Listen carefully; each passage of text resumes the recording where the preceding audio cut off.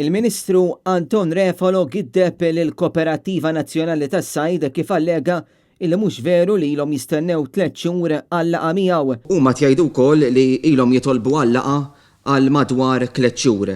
Għandek indikazzjoni, forsi se tien indikazzjoni meta se tiltaqa' mal-Koperattiva bħala Ministru? L-ewwel nett mhu veru xejn li ilhom jitolbu għall-laqa 3 xhur. Għax iċċekkjajt x'inkun dabel xhur u mhu minnu xejn.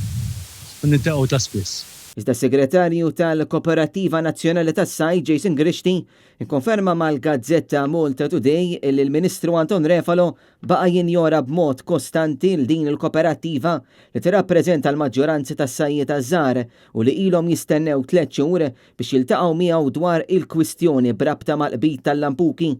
Net News saqsa mill-ġdid lill-Ministru tas-Sajd meta se jiltaqa' magħhom b'Anton Refalo jgħid li iltaqa' magħhom il-ġimgħa l-oħra u mill-ġdid ipprova jkiddeb il-Koperattiva Nazzjonali tas-Sajd. Għandek indikazzjoni meta se tiltaqgħu mal-Koperattiva, għandek data? Naħseb jiena il-ġimgħa dieħla nerġgħu niltaqgħu magħhom biex niddiskutu l-emails tagħhom. Ġifieri li qegħdin jgħidu assolutament mhu minnu xejn. Dejjem tqajna magħhom, dejjem iddeċidejna magħhom, dejjem argumentajna flimkien. Il-Koperattiva qalet ukoll li l-Ministru mhux intis fuq is-settur tas-sajd u qed jieħu pariri żbaljati. Iżda meta saqsejna l-Anton Refalo min qed itih il-pariri huwa baqa' ma weġibx.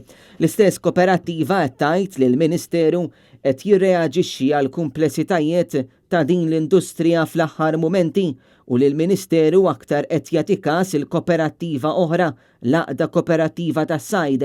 Il-Koperattiva Nazzjonali tas-Sajd qed tikkontesta l-fatt li l-kwoti għas-sajd tat-ton li ħarġu għall-ewwel darba għas-sajjieda ta' bastimenti ta' anqas minn 12 metru irdu jerġgħu jiġu imġedda huma qalu li ħafna minn dawn is-sajjieda investew fil-bastimenti u tamir tas-sajd u issa hemm minnhom li qed jirriskjaw li jispiċċaw b'xejn jekk uħud minnhom ma tiċċettidilhomx il-liċenzja.